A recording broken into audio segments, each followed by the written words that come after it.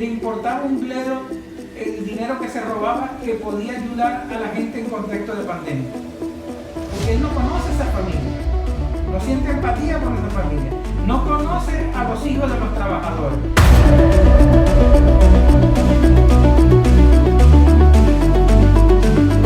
Y no se está respetando ni la ley. De acuerdo a la ley, si a cualquiera de nosotros, una empresa nos dice que nos va a arreglar y no nos arregla al momento, la empresa se tiene que comprometer a pagar los intereses, las moratorias, y entonces los trabajadores se van al por no malestar. Cafecito con Noticias va a ser un programa especial a propósito de la declaración del fiscal de los últimos avances en la lucha contra la corrupción, donde se ha elevado el número de personas detenidas. En el estado Bolívar, particularmente, está la conmoción de la cantidad de funcionarios, incluyendo al expresidente de la CBG, detenidos por casos de corrupción. Pero no ha sido el primero. Han habido en otras oportunidades problemas, denuncias y también intentos por lograr una transparencia y lograr un plan o una brújula en la administración de nuestras empresas básicas. Así que tenemos unos invitados especiales para evaluar el tema. Hoy nuestros invitados especiales son Mala Campos. Ella trabaja en Benalum en el área de contrataciones. También tenemos a Jesús Dávila, también trabaja en Benalum, y con él vamos a tener una conversación sobre el tema organizacional. Y por último tenemos a Ramón Cañizales. Él es ingeniero, ha trabajado en muchos de los proyectos que se han cocinado en las empresas básicas y tiene un historial de lo que han sido estos procesos en las empresas básicas. Hemos tenido Plan Guayana Socialista, hemos tenido Cogestión Obrera, hemos tenido infinidad de iniciativas, pero por los casos recientes de corrupción que hemos tenido, pareciera que siempre tropezamos con la misma piedra. Es decir, como que el problema es cíclico. ¿Qué sucedió en el pasado? ¿Cuál es el balance histórico de esa lucha de los trabajadores con las empresas básicas? Si quieren empezamos por las damas. Bueno, muchas gracias por la invitación, David. Realmente en estos 23 años que venimos trabajando, soñando con una revolución, se han dado pasos. Yo he tenido el privilegio de trabajar con Jesús Dávila, con Carlos Lanz y con otros camaradas más en lo que trata de lo que es la cogestión y el control obrero, pero desde una visión diferente a la que realmente se dio, al menos en la industria en Benalum. Y eso de alguna manera se fue mermando la presencia de actitudes, de actos, de relaciones, de organización para el trabajo colectivo en pro de los trabajadores, de las comunidades, para bien de todos y todas. En principio es eso. Jesús, ¿qué balance histórico le haces tú al trabajo que se ha realizado en las empresas básicas, a pesar de estos escándalos de corrupción que parece que vuelven una y otra vez? Bueno, yo lo que creo que es que hay un problema de fondo porque digamos, hay una clave para decir cuando estamos, o hay unas claves para decir que estamos haciendo revolución o construyendo socialismo. Uno es la explotación del trabajo, dos es el dominio ideológico, tres es la opresión política. Yo creo que eso lo entendió Chávez y digamos que dentro de todo ese elemento a uno le tiene que llamar la atención, ya el mismo Che lo decía, no se puede construir el socialismo con las armas melladas. Yo le agregaría, no se puede construir el socialismo no solamente con las armas melladas, sino con las armas de más avance tecnológico. Y uno de los problemas que tenemos es que el problema organizativo se ha dejado intacto. Se ha pretendido, ha habido la pretensión, pero han habido intereses. Y decimos que ha quedado intacto porque las estructuras piramidales se han mantenido, una presidencia, unos secretarios generales, unos secretarios de operaciones, y a nivel de la sociedad como sociedad se mantiene. Uno dice, y digamos ese era el elemento que le preocupaba mucho a Chávez, cómo achatar esa pirámide, ese elemento organizacional. Y dentro de las propuestas que hubo, hubo una muy buena experiencia a nivel de los compañeros en Alcázar con la propuesta de la congestión, pero el presidente Chávez pretendió construir como una especie de referente con el Plan Guayana Socialista, pero no olvidando de que dentro del Plan Guayana Socialista había una propuesta que era el ejercicio del control obrero y la construcción de los consejos de trabajadores, es decir, la participación y el protagonismo de los trabajadores y de las trabajadoras. En esa perspectiva a mí me parece que se hicieron aportes que hay que revisar, dónde cometimos errores, dónde nos estancamos, pero también hay aciertos, porque a mí me parece que en las experiencias no todo es dañino, sino que hay experiencias positivas que hay que tomar y que hay que retomar y que hay que recrear, porque eso es precisamente la teoría revolucionaria, crear y recreación heroica. Ramón. Sí, bueno, gracias por la invitación. Guayana es una de las regiones del país que tiene las perspectivas más altas con las que se puede desarrollar Venezuela, pasada la etapa petrolera o sin depender de la industria petrolera para el desarrollo de Venezuela. Y las fuerzas de los trabajadores de esta región son determinantes. Esa fuerza se ha puesto en prueba en varias oportunidades en esta etapa del proceso que vive Venezuela a raíz de la llegada del presidente Chávez al poder.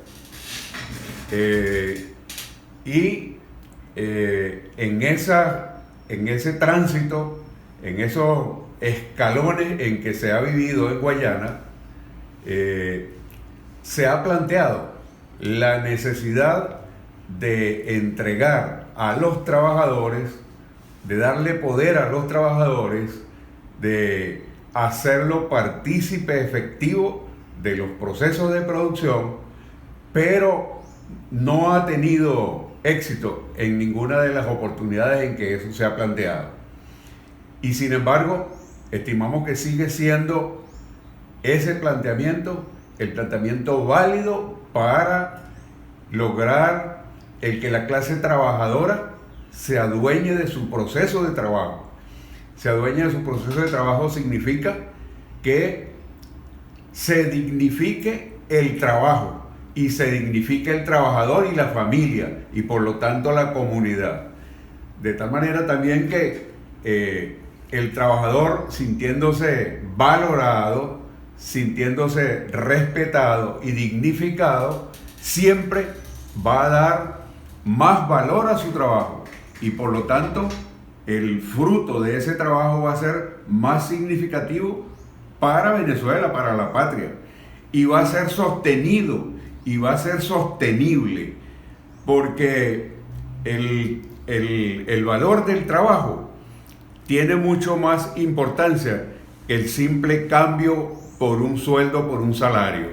El valor del trabajo trasciende a la defensa de un derecho fundamental, a la defensa de la vida del ciudadano, de la vida de la familia y por lo tanto a la defensa de la sociedad, una sociedad justa, una sociedad donde incluso una sociedad donde podamos combatir las desviaciones como las que vienen ocurriendo en Guayana. Es cíclica la situación con las fallas en la administración, lo fue en el capitalismo, pero también lo es en el socialismo. Y la presencia de los vicios, la presencia de las desviaciones, la burocracia y la corrupción viene matando el crecimiento, el desarrollo de la unidad de los trabajadores. Ahora, sin embargo, no es un diagnóstico nuevo. Es decir, eso que ustedes están analizando lo ha analizado el gobierno en otras oportunidades. Tenemos cantidades de eventos donde se ha analizado todo eso. Yo quiero, con la síntesis que ustedes puedan, que cada uno me diga cuál fue el principal error que no permitió avanzar en ese diagnóstico, en ese proceso. ¿Qué no nos permitió, por ejemplo, eliminar esa figura piramidal y achatarla, hacerlo más colectivo? ¿Cuál fue el principal error que consideran ustedes se cometió en ese balance histórico? Y quizá el principal acierto también. Bueno, yo particularmente creo que ahí fue como dicen, como un oxomirón. Es decir, pretendieron unir el agua con el aceite. Se pretendió, digamos así, y ese es por eso digo que es un avance, se pretendió achatar, pero ¿cómo se buscó achatar? Entonces se buscó achatar, no era, digamos, impulsando como se debería haber impulsado el protagonismo y la participación de los trabajadores. La figura que se escogió era como para hacer la organización piramidal como más legítima ante la gente. Y entonces se escogió la figura de elegir presidentes y de elegir gerentes, cuando la propuesta no era elegir, sino la propuesta era que los trabajadores autogestionaran los procesos. El asunto fue también que se tergiversó. Por ejemplo, parece mentira, pero dentro de los compañeros que uno le llama avanzada, cuando hablaba de control obrero, creía que era control sobre los obreros o control de los obreros sobre personas. Era como una especie de combate, de choques entre la misma gente. Entonces, anteriormente el supervisor era un látigo, ahora los látigos somos los trabajadores contra el supervisor, y eso no era. Porque era cambiar, en ese momento se decía cambiar las relaciones sociales de producción. Y cambiar las relaciones sociales de producción no es cambiar del oprimido a que ahora sea el opresor, y del opresor a que ahora sea el oprimido, sino buscar los mecanismos dialógicos, buscar la escucha, buscar de cómo se pudiera hacer. Creo yo que el error que se estableció fue que de repente no hubo la suficiente apertura, digamos así, hubieron muchos intereses, porque yo voy a colocar como ejemplo, cuando el presidente Chávez dice de que hay que cerrar Benalún por el problema eléctrico, mucha gente desconoce esto. Los trabajadores plantearon de qué manera se tenían que sacar las celdas. Pero no se tomó en cuenta el criterio de los trabajadores, sino se tomó en cuenta el criterio de los técnicos, para hacerme mejor entender. Por ejemplo, en el caso de Benalún, una celda tiene un periodo de duración. ¿Y cuáles fueron las celdas que se sacaron? Que la gente a lo mejor desconocerá. Las celdas que se sacaron eran las que tenían mayor vida útil, porque de acuerdo a la tecnocracia decía que si esas se sacaban, entonces eran más rápido para incorporar. Ahí le metieron el primer strike al presidente Chávez porque se desconocía. ¿Qué pasaba? Que se sacaron qué sé yo, por decir, una celda tiene una duración de 3 años, y si yo saco las celdas que tienen 6 meses, las que otras vienen se va acumulando. Estoy sacando las que tienen mayor vida útil y estoy dejando las que tienen menos vida útil. Eso lo conocían los trabajadores, eso lo propusieron los trabajadores. Entonces las mesas de trabajo tenían que tener algún tipo de impacto en los procesos. ¿Qué pasó después? Entonces, como muchos compañeros trabajadores que hacían las propuestas, bueno, vamos a hacer esto, vamos a hacer aquello, y era como una especie de saludo a la bandera, ahí fue mermando la participación de la gente, de los compañeros y de las compañeras, y al hecho contrario, ¿a qué se le empezó a dar? Pero yo creo que eso fue una tendencia, a la persecución de los trabajadores hacia los supervisores, y no era, es el encuentro, porque Lo que sí tenemos que entender que el supervisor, al igual que el trabajador, cuando dialoga, cambia. Eso lo estamos viendo hoy en día. El supervisor, el trabajador, el mecánico, estamos pasando las necesidades de la misma manera que la estamos pasando. Uno le llama por lo menos la atención, para ponerle como ejemplo, compañeros que pesaban 80, 85 kilos y ahorita uno los ve pesando 60, 65 kilos porque estamos pasando necesidad. Hoy en día, por ejemplo, a mí me llama la atención que todos teniendo necesidad no se rota. ¿Cómo es que Jesús Ávila esté trabajando, pero José, María, Manuel, que también necesitan, ¿por qué no se rota? Es decir, si es que la empresa no tiene la capacidad, es decir, buscar las alternativas, y eso es convocar al diálogo. Es lo que pienso en lo particular. ¿En qué nos equivocamos, Mara? Yo pienso que, entre otros motivos, la falta de encuentros, de diálogo y estudio y reflexión sobre lo que la gente ha venido escribiendo sobre el tema espiritual, llámese la Biblia, sobre el tema político, llámese los libros de Marx, el cómo se hace diferente, porque nosotros somos unos porfiados. Nos pueden llamar lo que les dé la gana, pero mi fin último es que el sistema imperante, ese sistema piramidal, ese sistema que lo venimos aprendiendo desde la casa, con el respeto sin acuñar a un padre, a un maestro, no porque no se lo merezcan, pero se lo tienen que merecer en la relación padre-hijo, maestro-alumno. Es una relación y así vamos partiendo hacia arriba. En ese debate que podíamos tener de cuáles eran nuestras posibilidades, hubiésemos podido levantar la autoestima de la gente, porque a veces el miedo te desanima o el miedo te lleva al egoísmo y a querer secuestrar el poder y muchas otras cosas, inclusive la situación actual del tema de la corrupción, el miedo. ¿Cuál fue el error, Ramón? Yo pienso que en el transcurso del tiempo, en nuestra Guayana, en nuestras empresas, ha ocurrido algo muy importante para Venezuela. Mire,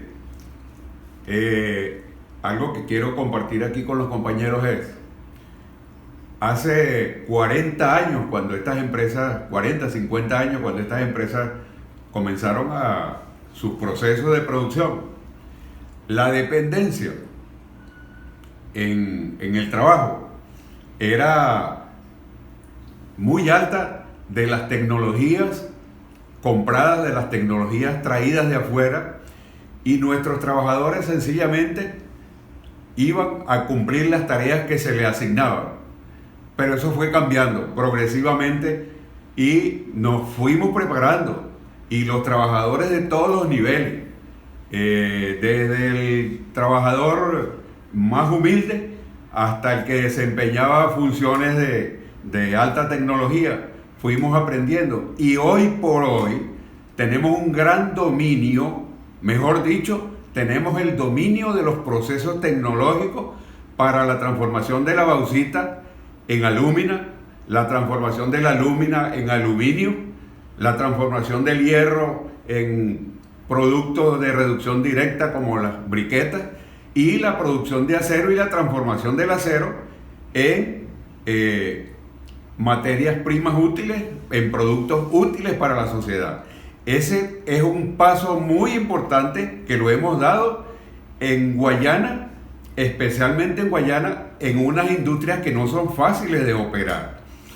Y este gran paso supone otro paso clave en el desarrollo industrial de nuestro país.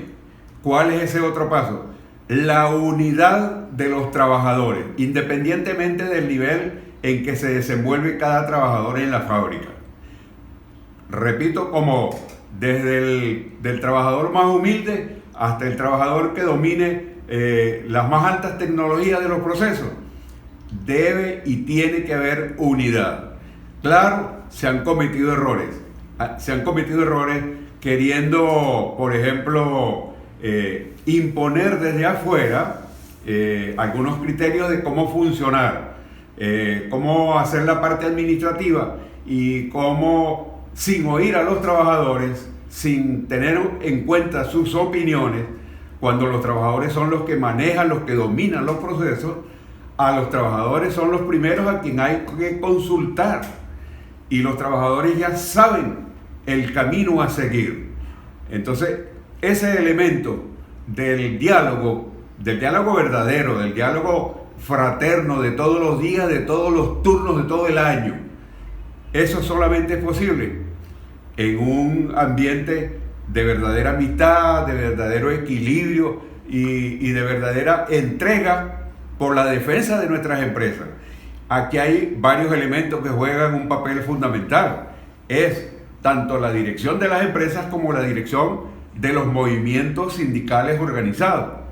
Estos dos campos de la organización tienen que tomar en cuenta al trabajador y darle el peso, la importancia que tiene la participación del trabajador.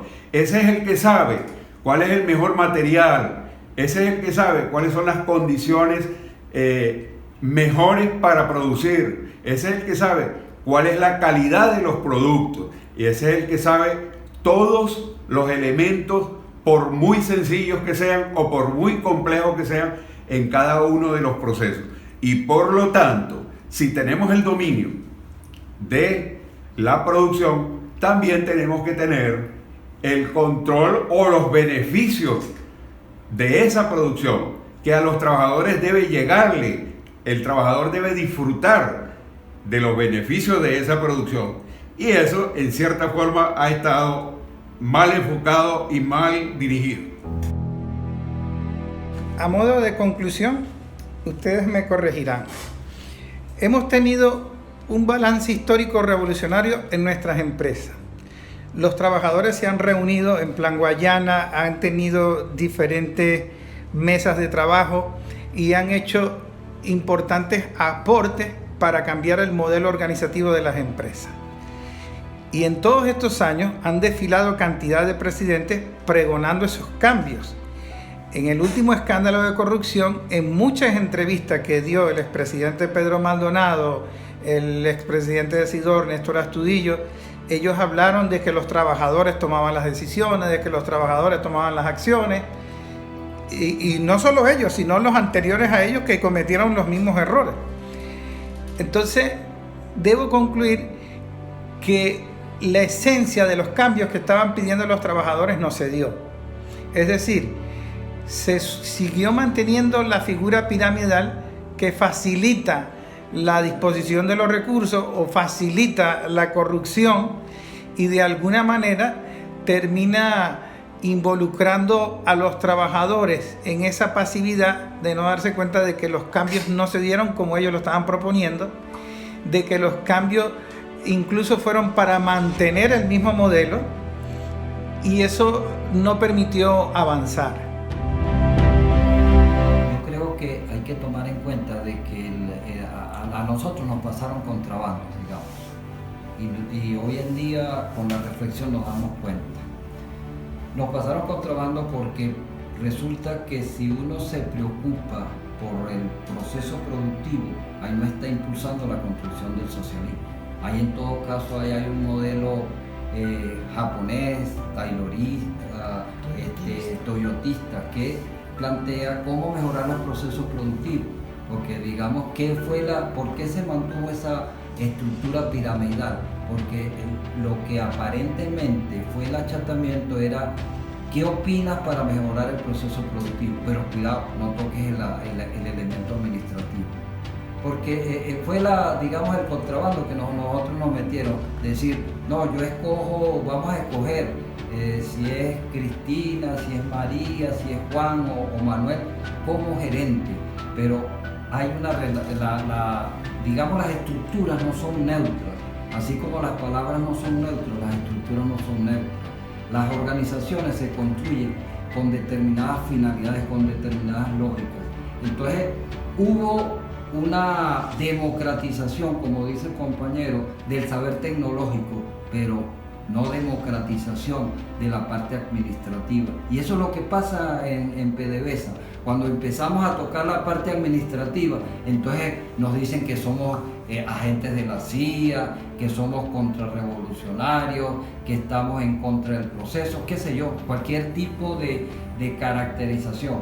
Pero el reto de toda revolución es que no solamente se democraticen los procesos productivos, sino también que se democraticen los procesos administrativos.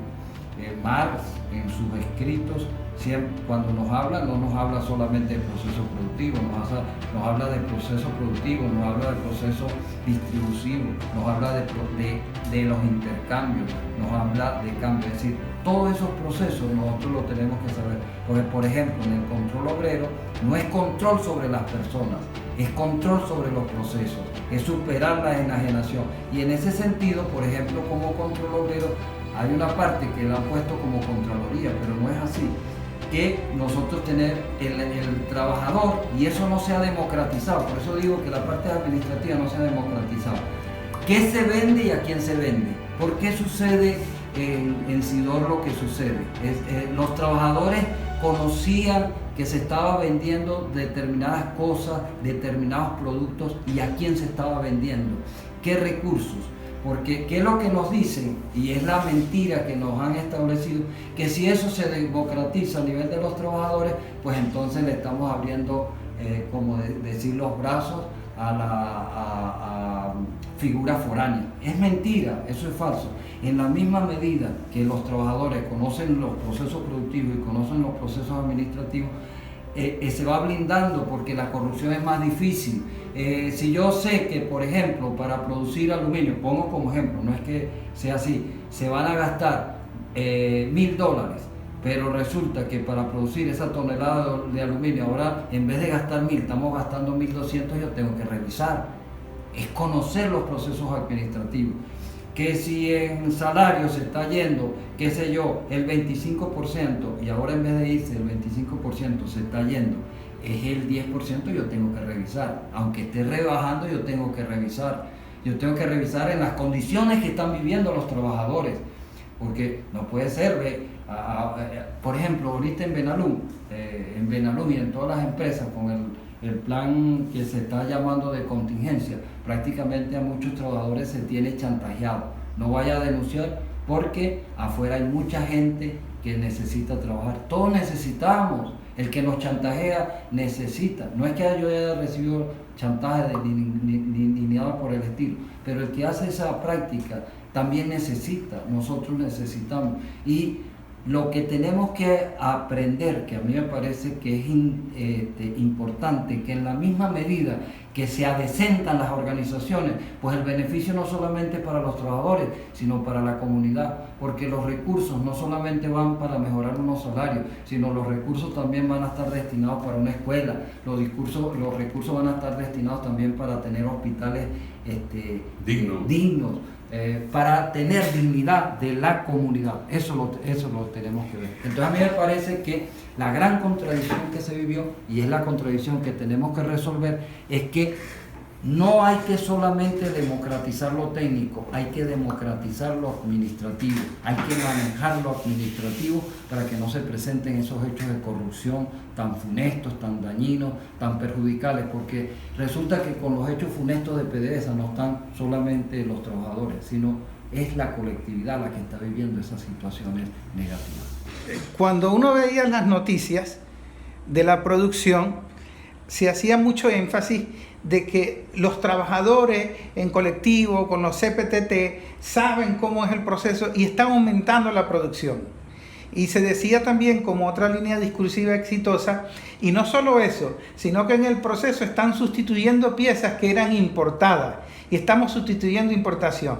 Entonces había dos claves en el éxito. Estamos aumentando la producción, estamos sustituyendo importación. Pero de lo que nunca se hablaba era quién decidía, a quién se le vendía, en cuánto se vendía y en qué condiciones se estaba vendiendo. Y lo que está demostrando, lo dice el fiscal de la República y lo dice el presidente, es que se estaban robando el dinero, es que había una gran cantidad de empresas de maletín que eran las que estaban negociando el producto final de los trabajadores con el esfuerzo incluso de sustituir importaciones. Y eso demuestra que el modelo seguía intacto. O sea, estaba mejorando la producción en el contexto de bloqueo, en el contexto de guerra. Estaba mejorando la producción sustituyendo importaciones, pero lo estaba haciendo en favor del que había hecho el guiso, del que tenía el control administrativo. Es decir, no cambia nada. Lo que hice fue alimentar más el monstruo de la corrupción, y por eso era mucho más fácil ahora. No, y es que, digamos en eso, y disculpen, yo tuve una experiencia que aunque soy trabajador de Benalum, yo también pertenezco a la Universidad Bolivariana de los Trabajadores, y nosotros diseñamos un plan y identificamos unas líneas de los elementos que eran claves en los procesos productivos de Venezuela. Y habían dos elementos que nosotros decíamos que teníamos que tocar, que era el petróleo y la electricidad, que eran los más vulnerables. Entonces, ¿qué estábamos haciendo? No es que nos quedamos en discurso, visitar, hacer unas visitas, pero no visitas técnicas, sino fajarnos a trabajar durante una semana. Yo fui a PDVSA, fuimos a PDVSA, digamos, y a uno le llamó la atención compañeros que no estaban trabajando, pero compañeros que no estaban trabajando, ¿por qué? Porque estaba, digamos, la desesperanza, se habían apoderado de ellos, porque veían, yo tanto esfuerzo que estoy haciendo y a cambio de eso, ¿qué? Nosotros, yo le puedo comentar ahorita en Benalum, la compañera está trabajando en un área administrativa, yo estoy trabajando directamente en un área operativa, a pesar de que soy analista de formación, pero uno ve cómo trabajamos con las uñas, cómo, por ejemplo, muchas veces no tenemos implementos de seguridad y le echamos pichón, porque vemos que eso ayuda a la familia, pero también ayuda al otro. Es decir, yo creo que lo que está pasando en el país tumba una serie de mitos como que el venezolano es flojo, mentira, porque cuando nos paramos a las 4 o 3 de la mañana, los compañeros de Bolívar lo pueden decir. Muchas veces entramos a las 6 de la mañana, pero no es que entramos. Los compañeros de Bolívar y de Upata se paran a las 3 de la mañana y muchas veces tienen que redoblar las guardias. De 7 a 3, 3 a 11, a qué horas llegan y a qué horas vienen. Muchas veces han habido compañeros que se han quedado durmiendo en la empresa para continuar con la actividad. Entonces van a decir que esos son compañeros flojos. No. De que no hay creatividad por parte de compañeros y compañeras. Hay compañeras echándole pichón a la soldadura. Y gente, yo por ejemplo termino de salir ahorita de una bronquitis y a pesar de que salí de la bronquitis, estoy trabajando y así hay muchos compañeros. Es decir, estamos poniendo, pero ¿qué pasa? Que a uno le llama la atención. Pérchale, ¿cómo es que no nos quieren dar los beneficios que deberíamos tener, pero a cambio de eso se están desapareciendo? A veces uno queda, digamos, hasta de brazos así, porque hay gente, a uno le llama la atención, que uno dice, no sé cómo explicar. La misma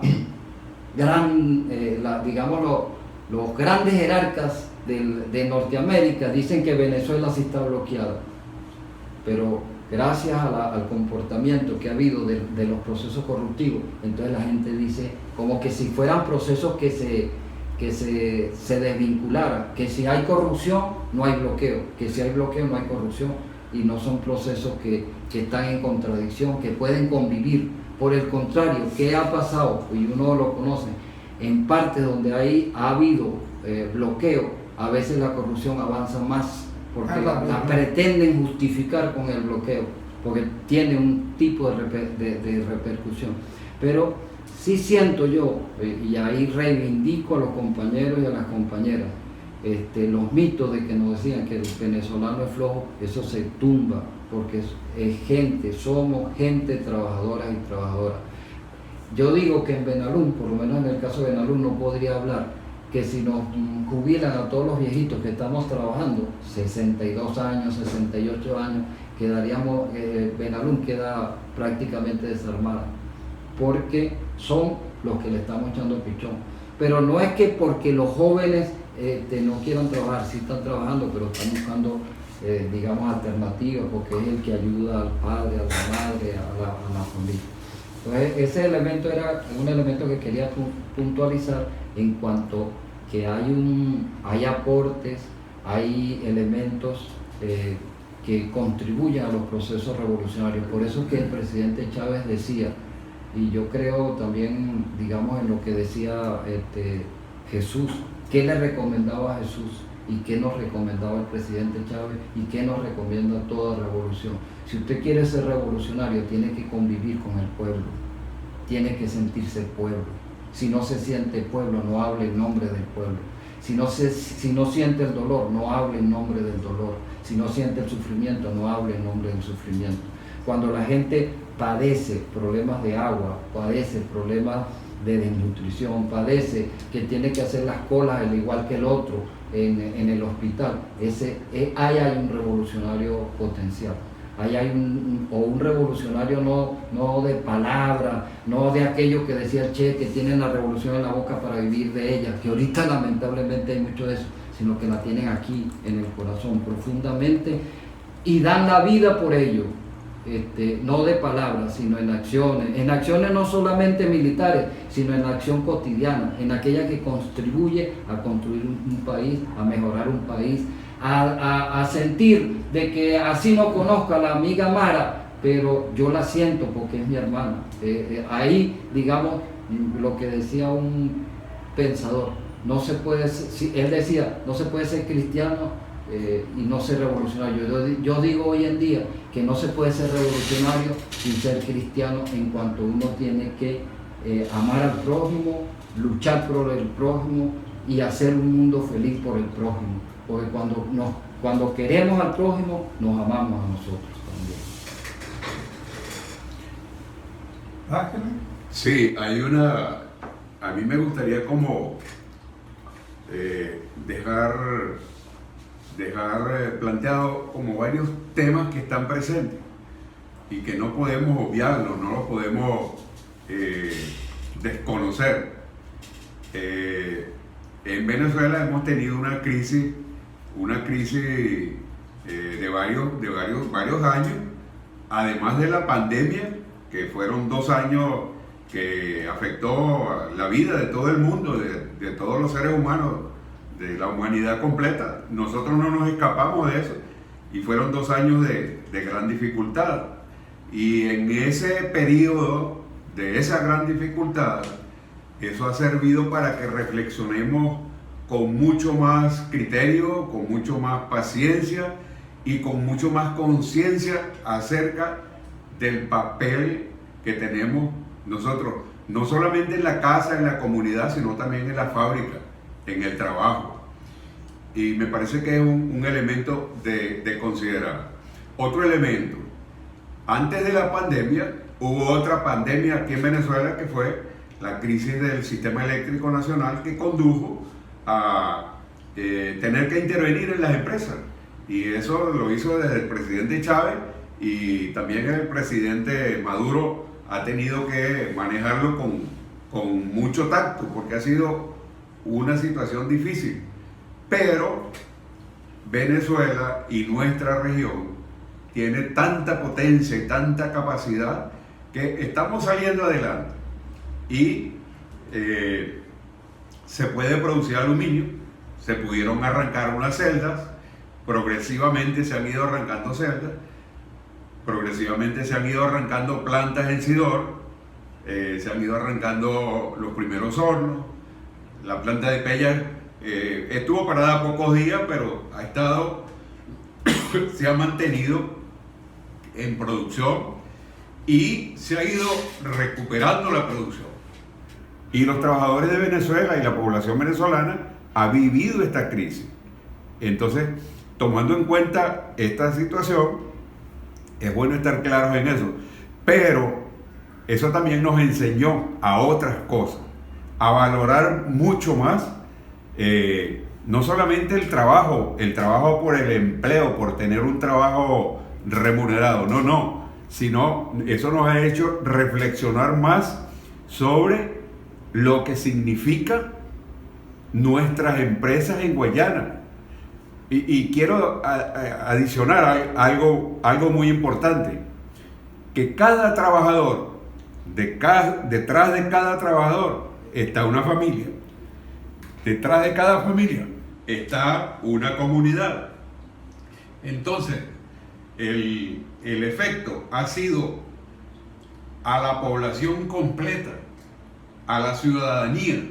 Entonces, ahora que se está restableciendo la producción en las empresas, vemos cómo la familia, ya no es el solo trabajador, sino la familia, la que está comprometida con el rescate y con la vida de las empresas. Y por lo tanto, a la familia le corresponde el gran papel de cuidar la empresa, de cuidar el trabajo y de cuidar los bienes de producción de nuestro país, que son tan importantes. Y aquí quisiera tocar el tema que ustedes han comentado. Pues, ¿qué significa cuidar el trabajo y cuidar la empresa? Cuidar el trabajo y cuidar la empresa significa cuidar las celdas de Benalum, cuidar los hornos de Sidor, cuidar los procesos de las fábricas, pero también los procesos de la ferrominera, los procesos y los servicios básicos que nos permiten seguir adelante y seguir defendiendo a nuestra Venezuela, a nuestra Guayana. Y resulta bochornoso, resulta muy difícil de asimilar que los líderes que han estado dirigiendo a nuestras empresas se encuentren hoy involucrados en actos de corrupción que han conducido a lo que todo el mundo sabe en la calle que está pasando en el país. Y eso no lo tolera ningún ciudadano. Ningún ciudadano de esta patria tolera el que se le siga saqueando la riqueza que producen los trabajadores, y los trabajadores son los que menos beneficios han podido obtener, ni siquiera la revisión de sus ingresos, la revisión de sus beneficios. Por lo tanto, en este momento de lo que se trata es de ir contra estos procesos de corrupción que están afectando a la vida nacional, y los trabajadores, tomando conciencia de eso, necesariamente son los que tienen que tomar la batuta en sus manos de sus propios procesos, de sus propias fábricas. Yo quería aportar, cuando Dávila opina de que el trabajador productivo debe conocer el área administrativa, viceversa también, porque hay gente que no sabe lo que hacemos en Benalum, y es importantísimo, en el caso mío específico y de mis compañeros que hacen la misma labor que yo, conocer el proceso productivo. No podemos decir eso es transparente, no. Yo tengo que entender, tengo que involucrarme, tengo que conocer, tengo que impulsar desde mi energía que las cosas salgan adecuadamente, sean lo mejor para todos y todas. Nos llama la atención no tener, por ejemplo, espacios públicos dentro de la industria, dentro de la empresa, en donde nos podamos reunir como un colectivo de 800,000 personas. ¿Por qué? Porque no están los espacios adecuados para tal fin. Criticamos y hemos salido de trabajadores que se han llevado un cable, que se han llevado cosas necesarias para su hogar, y no es que yo esté justificando eso, pero nosotros ganamos para comer. Específicamente, si el techo se nos llena de huecos, lo miramos. Si nos quedamos sin electricidad en los tomacorrientes de parte de nuestra casa, lo seguimos mirando. O sea, hay una incapacidad familiar de poder resolver los problemas que son de cotidianos, porque no es solamente para comer que debemos de trabajar. Entonces, allí se pone manifiesto que sí es verdad que los trabajadores tienen que participar, porque yo te voy a decir algo, independientemente si sean adeptos o no al gobierno, en todas partes la gente, el tema es político, y falta una formación política de la gente. La gente cree que ser político es tener un cargo, ¿no? Es saber el derecho que tú tienes de manera individual y colectiva dentro de un país. En una sociedad capitalista normal, qué sé yo, nos fuéramos anterior a Chávez, y yo lo digo por Benalún, existía un fondo de jubilación. Al trabajador, a los 3 días de haberlo jubilado, le pagaba. Ahorita, ¿cuánto pasa? 1 año y hasta más tiempo para pagar la jubilación. Sí, porque es otro Y entonces ve que ahí entra otro elemento que no estaba en ese momento, que es el problema de la devaluación. Por ejemplo, donde yo estoy trabajando, hubo un compañero que en diciembre del 2021 se retiró. A él le ofrecieron una cantidad. Esa cantidad él la llevó a dólares. Eran $25,000. ¿Y cuándo le pagaron? En enero. ¿Y a cuándo se tradujo esa jubilación? A $5,000. De 25 a $5,000. Pero entonces no hay fondo de jubilación y no se está respetando ni la ley. De acuerdo a la ley, si a cualquiera de nosotros una empresa nos dice que nos va a arreglar y no nos arregla al momento, la empresa se tiene que comprometer a pagar los intereses, las moratorias, y entonces los trabajadores se van, hay o no malestar, y ahí es donde tiene pertenencia. ¿Ve? Uno de los fondos, me acuerdo que se planteó en el plan Guayana socialista, era el fondo de jubilación, pero yo tenía que tener un conocimiento de la cantidad de trabajadores. Es decir, aquí lo que ha pasado es el problema. ¿Ve? La propiedad privada no es solamente propiedad privada de los medios de producción, es que existe una propiedad privada del conocimiento, porque el problema no es que se le vende al capitalista, el problema es que no se sabe qué se le vende al capitalista y qué ganancias tiene el que está vendiendo y el que está recibiendo. Porque mientras no se democratice el conocimiento, no se está construyendo socialismo. Fíjense, Jesús decía algo muy importante y lo relacionó con lo que decía nosotros. Decía que no se puede pensar que porque hay corrupción no hay bloqueo. Hay bloqueo y hay corrupción. Porque el bloqueo, entre los objetivos que tiene, es hacer la vida imposible, atacar la cotidianidad de la gente. Ahora, ¿pero por qué busca atacar la cotidianidad de la gente? Hacerte la vida imposible. Porque te alimenta el egoísmo, el sálvese quien pueda. Y una de las razones por las cuales la corrupción se ha hecho más descarada es porque se exacerba el egoísmo. Es decir, si estamos en un contexto de sálvese quien pueda, ¿cómo yo me voy a salvar? Metiéndome a corrupto, buscando la manera de resolver yo y los míos.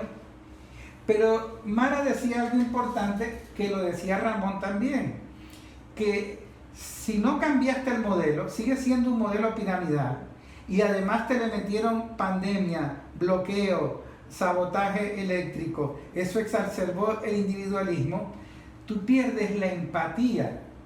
Es decir, pierdes la empatía con el resto de los trabajadores. Entonces a ti te importa un bledo quién es el que está trabajando para comer. Y lo que decía Ramón, o sea, detrás de un trabajador hay una familia, detrás de una familia hay una comunidad. Si yo pierdo empatía con ese trabajador, pierdo empatía con esa familia, pierdo empatía con esa comunidad, y yo estoy alimentando el discurso únicamente de aumentar la producción, de sustituir la importación, pero me importa un bledo los trabajadores, me importa un bledo su familia, me importa un bledo la comunidad, porque yo estoy satisfaciendo mi problema individual de salir de la pobreza con mi egoísmo en este contexto de guerra. Y eso lo que hace es agravar aún mucho más. Pero voy al punto de que el error de no haber corregido el modelo organizativo y no haber permitido que el trabajador participe, pero no participando de que yo conozco el proceso administrativo y entonces yo también decido a quién se le vende y en cuánto se le vende. No, participando también en la comprensión de lo vital que es la empresa para el trabajador, para su familia, para su comunidad, que permite que tenga conciencia política. Y entonces en ese escenario de conciencia política vas a tener una organización que tiene empatía, porque todo el mundo sabe que de eso dependemos todos, y al tener empatía tienes conciencia política y es mucho más difícil corromperte, porque entonces cuando yo te quiera corromper y te quiera sobornar, yo te voy a decir, no hermano, yo no puedo hacer eso porque yo voy a afectar a María, la mamá de mi compadre Juan, y entonces ella no va a poder ir al médico, y entonces Susanita no va a poder mandar a los muchachos al colegio. O sea, tú te das cuenta que si yo hago ese acto de corrupción, afecto como a 20 familias más que dependen de eso. Yo no puedo hacer eso. ¿Y por qué no puedo hacer eso? Porque tengo empatía, porque los conozco, porque tengo conciencia. De ahí que un error histórico de no haber cambiado ese modelo, y lo que ustedes decían, creo que lo decía tú, Mara, de agregarle a ese modelo organizativo la espiritualidad.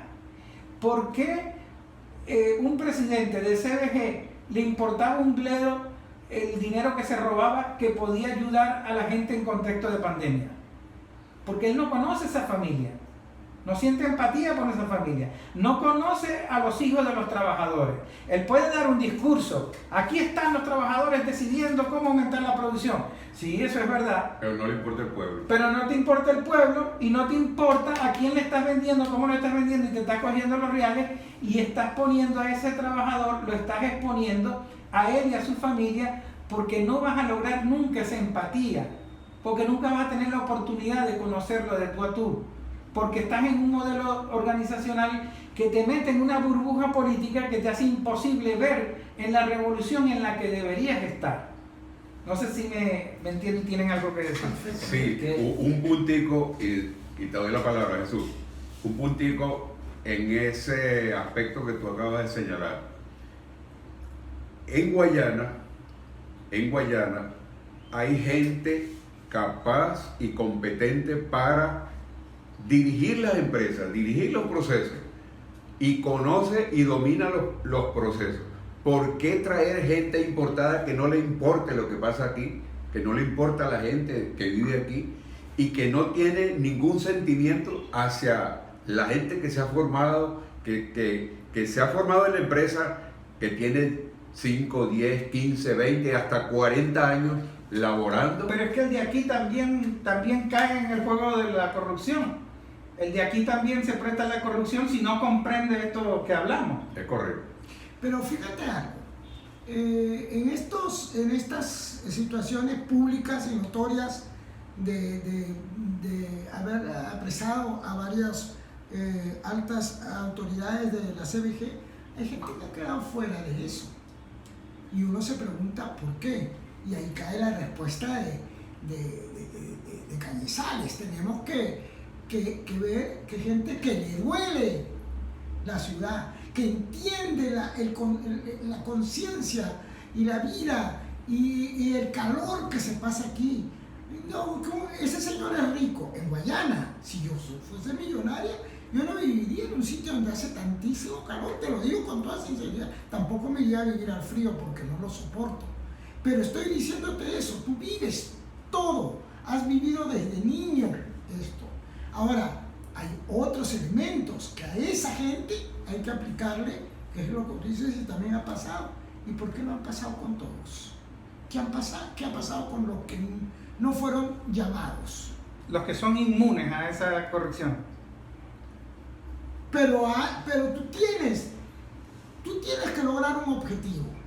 Y si tú lo logras en consenso con todos los trabajadores que están a tu alrededor haciendo las actividades, eso va a ser defendido por un colectivo que no puedes tú recurrir a la parte de corrupción, sino de vamos a echarle pecho a esto, por no decir la palabra que nosotros decimos cotidianamente porque estamos en la radio. Pero eso es, en colectivo es otra la energía, es otra la sinergia, es otra la visión holística no la tiene el pueblo común porque no lo dejamos. Porque cuando alguien viene y te explica el porqué de las cosas, tú vas atando cabos. Pero ¿qué es lo que pasa? Que también hubieron trampas, digamos, de Marcuse, un investigador norteamericano que hablaba del marxismo soviético, decía que una de las grandes trampas es que la socialización de lo que se llamaba medios de producción, que fue como una especie de estatización. No que fue como una especie, fue una estatización. Pero, ¿qué era lo que estábamos discutiendo? ¿Cómo es que puede haber socialización de la producción y no socialización de los procesos administrativos? Ahí hay una contradicción. Una contradicción que aparece en el Capital. Eso, digamos, lo estudió perfectamente Marx. ¿Cuál es el avance que hay de los diferentes modos de producción hasta llegar a lo que conocemos como capitalismo? Socializa los procesos productivos, pero ojo, no socializa la propiedad ni socializa los procesos administrativos. Ni la ganancia. Y casualmente, aquí hay que puntualizar un elemento que es clave en esto. Marx escribe un libro que se llama El Capital, no que se llama El Capitalismo. Y eso tiene una intencionalidad. ¿Por qué? Porque resulta que el capital tiene una lógica, y yo creo que, o me parece, y en ese sentido yo creo que hay compañeros y compañeras que a nivel nacional pues podemos converger, conocidos o desconocidos. La lógica que mueve al capital se ha mantenido de muy buena salud. Decimos que estamos construyendo el socialismo, pero con una lógica fundante del capital que está gozando de muy buena salud. Y buena salud porque resulta que si uno se va también a averiguar, a conocer cómo nace eso que se conoce como capitalismo, capítulo 24 del Capital, ¿qué es lo que sucede? La expropiación más violenta. Y los hechos, eso que nosotros llamamos como corrupción, es una expropiación. Ahorita no se está utilizando como se está utilizando en otros momentos históricos, la violencia, pero se está utilizando la violencia de manera indirecta cuando al trabajador, a la trabajadora, a la comunidad se le están negando sus derechos. Y el trabajador lo siente. Sí, y lo siente, porque es que no es que se chupan los dedos o nada de eso, no, lo sienten. El problema es que, ¿cómo lo explican? Hay algo que dice Marx, que dice los filósofos lo que han hecho interpretar el mundo, pero resulta que eso no es que niega el problema de que hay que interpretarlo. Entonces ellos están viendo que le están negando sus derechos, pero hay algunos que están identificando eso. Esto es revolución. Si esto es revolución, entonces no quiero saber nada con revolución. El hecho es que tiene que haber algo pedagógico. Y yo, digamos, recordando en esos procesos de cuando vivimos el Plan Guayana Socialista, nosotros no solo buscábamos las maneras, las formas de socializar los procesos productivos, sino socializar los procesos administrativos. Y me acuerdo que en ese momento nosotros planteábamos el problema de los fondos. Y cuando se plantea el problema de los fondos, se plantea entonces el problema de democratizar el saber, el problema de democratizar los recursos financieros que se reciben. Por nombrar uno decía que tenía que haber un fondo para el salario, hablábamos de eso. Hablábamos también que había de haber un fondo para la contingencia, hablábamos que había de haber un fondo para la reposición del capital, es decir, nosotros estamos trabajando en Benalú, nosotros estamos trabajando en Sidor, pero tiene que haber. Y hablábamos de un fondo de tipo social. Ese debate se tenía que dar entre los trabajadores y otros fondos que se pueden aparecer, donde lo que entrara, entonces, de qué manera se iba a distribuir. ¿Iba a ir para todo el salario? No era así. Y la otra cosa es que nosotros tenemos que entender que cuando se hablaba, por ejemplo, en el caso del control obrero, no era un control de una persona, ese era, digamos, una ridiculización de un planteamiento tan serio, que no es una persona, no es que lo que yo quiera, sino es un conjunto de personas con argumentos, no con pensamientos, digamos, viscerales, ni nada de eso, ni que con la lógica. Por eso es el problema de la lógica, de que si yo estoy bien, todos están bien. No, mentira. Hoy reivindico un investigador que dice que en la medida de que yo elimino al prójimo, me estoy eliminando a mí. En la medida que hay el asesinato, existe el suicidio. ¿Sí? Entender entonces que nosotros podamos negarlo, pero nosotros somos una colectividad donde invisiblemente, por ejemplo, yo no conozco quién hizo esta camisa, pero lo necesito porque si no, no tengo la camisa. Yo no sé quién hizo este pantalón, pero lo necesito para poder tener este pantalón. Estas instalaciones son una red social, pero eso hay que, así como tenemos esa red social de los procesos productivos, tenemos que tener una red social. No solamente los trabajadores tienen que conocer, sino también la comunidad, la cantidad de riqueza que se produce, a quién se vende, a quién se compra. ¿Por qué han habido esos problemas de corrupción? Digamos, cuando uno ve las declaraciones del compañero que aparecieron, que estuvo preso durante 2 años, ¿por qué? Empresas de maletín.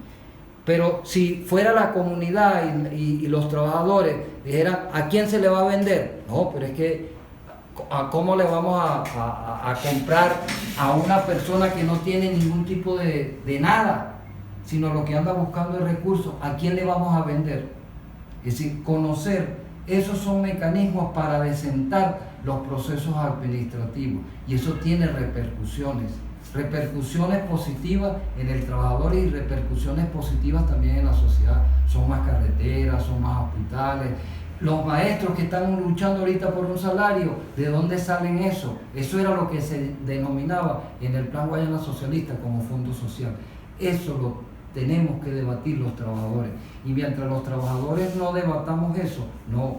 Pues yo me acuerdo que cuando el Plan Guayana Socialista había un elemento que me pareció que es de suma importancia, que decía, yo participo, tú participas, pero otros deciden. No, la idea es, yo participo, tú participas, pero nosotros somos los que decidimos. Pero para decidir hay que democratizar los saberes, democratizar la técnica. Yo veo que en los procesos productivos estamos haciendo de tripas corazón, como dicen. Eso que en Benalún ahorita hay alrededor de 200, más que cuando se trancó, de 200 celdas operativas. 202 celdas operativas. Es gracias al esfuerzo de los trabajadores. Pero, digamos, el trabajador se siente como afligido. ¿Cómo era que cuando teníamos 45 celdas, antes de parar el proceso productivo, nosotros recibíamos un salario, y ahora que tenemos 202 celdas recibimos un salario por debajo de? Porque el salario hay que entenderlo, eso es algo que se tiene que discutir. El salario no es solamente para el pan, el salario es para reproducir la fuerza de trabajo. Y reproducir la fuerza de trabajo significa que sirva para satisfacer las necesidades no solo de alimentación, sino de salud, de vestido, de vivienda, de servicios. Entonces, parece mentira, y yo lo digo no solamente por mí. Muchas veces no tenemos capacidad de comprar un bombillo. Es verdad. Parece mentira. Pero entonces es el contraste.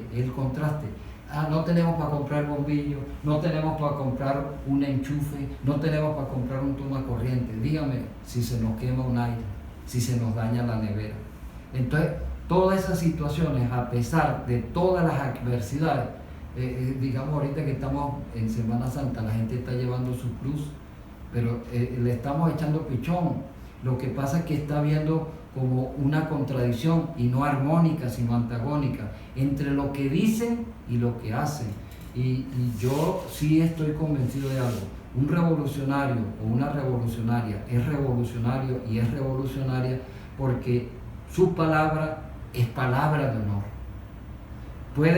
De verdad puede cambiar y corregir, pero no es que hoy digo tal cosa y mañana lo justifico con una actitud contraria. Yo creo que de eso sí lo aprendimos de Chávez. Y por eso la gente en el año 2002 reivindicó aquella consigna con hambre y desempleo, con Chávez me rastreo, porque veían una alternativa. Yo creo que hay que de nuevo construir la alternativa, de nuevo hay que construir la esperanza para que la gente digamos, se renueve espiritualmente. Porque hemos aquí tratado el problema organizativo, pero a diferencia de la organización del capital a la organización de la construcción socialista, la organización del capital no tiene espiritualidad. La organización, si es revolucionaria, tiene que tener espiritualidad. Es decir, no es invisible Cañizales, no es invisible Mara, no es invisible Medina, no es invisible Jesús, no es invisible José. Somos personas. Y entonces ahí se conjuga la singularidad con lo colectivo. Somos personas que tenemos necesidades. Hay un principio en la construcción del socialismo, a cada cual según su necesidad, a cada cual según su trabajo. Lo que hay que es llenarlo de carne, llenarlo de sangre, llenarlo de vida. Y pensar cómo operativizar en la medida que nosotros vamos avanzando en la construcción del socialismo, pues en esa misma medida los problemas de corrupción se van desapareciendo. Yo creo que todo este problema de la corrupción que se está presentando en el país es porque la lógica que fundamenta el capitalismo está gozando de muy buena salud. Y los adecos tenían una consigna que era muy llamativa, que yo creo que, y con eso voy a cerrar, que ellos decían: no me den, pónganme donde hay. A mí me parece que muchos compañeros, y lo voy a poner entre comillas, y compañeras, como que aún dentro del partido como que son partidarios de esa consigna: no me den, pónganme donde hay. Porque uno le llama la atención, compañeros que al igual que yo, que estamos, como quien dice, ladrando, como estamos todos los que estamos aquí, y lo ponen en un carguito y cómo cambia, su sensibilidad cambia, sus visiones cambian. Ahora no tienen dolor sino ambición, y el revolucionario es revolucionario por eso, porque tiene dolor, porque sufre con la gente. Y lo domina la ambición, porque era lo que hablaban también psicólogos, aquellos de los instintos de muerte, instinto de vida. Entonces hay como un instinto de ambición y un instinto de sentimiento, pero controla, porque es el problema de la destructividad.